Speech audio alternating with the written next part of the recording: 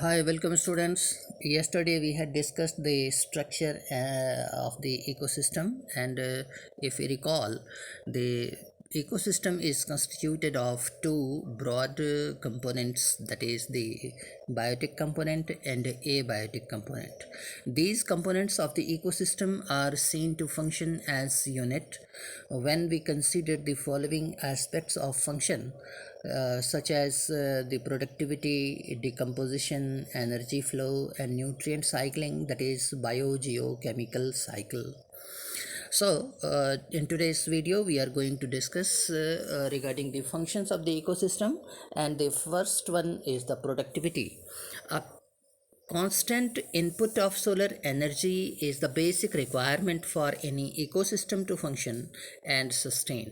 Primary production is defined as the amount of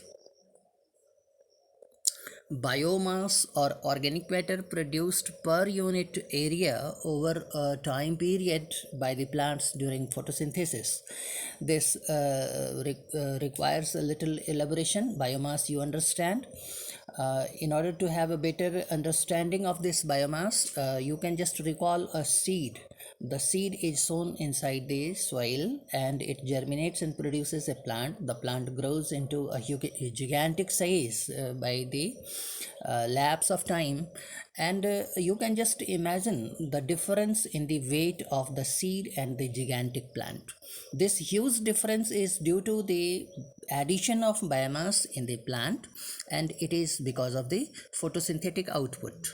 It is expressed in terms of gram or energy in kilocalorie per meter square. The rate of biomass production is called productivity. It is expressed in terms of gram per year per square per unit area. To compare the productivity of a different ecosystem, it can be divided into gross primary productivity and net primary productivity. Gross primary productivity of an ecosystem is the rate of production of organic matter during photosynthesis. The considerable amount of gross primary product is utilized by the plant in respiration. Gross primary productivity minus respiratory loss, that is GPP minus R. R is the loss due to respiration. It is equal to net primary production. So net primary productivity is the available biomass for the consumption by the heterotrophs. Secondary productivity is defined as the rate of formation of new organic matter by the consumer. The primary productivity depends upon the plant species inhabiting a particular area. It also depends on the variety of environmental factors, that is availability of nutrient and photosynthetic capacity of the plant. Therefore, it varies in different types of ecosystem.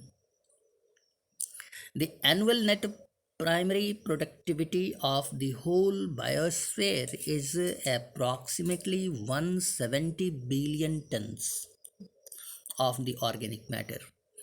Of this, despite occupying 70% of the surface, the productivity of the ocean are only 55 billion tons.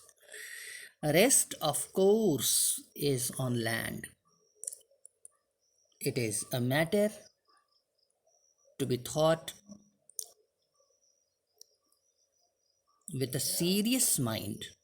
Why is it so that the 70% of the total area of the earth is occupied by the water, but the production of biomass, or the you can say that the productivity in the ocean is shared only 55%, 55 billion tons out of the whole biosphere. That is the primary productivity is or rather the productivity of the whole biosphere is 170 million. This we shall discuss in our next video. Okay, thank you.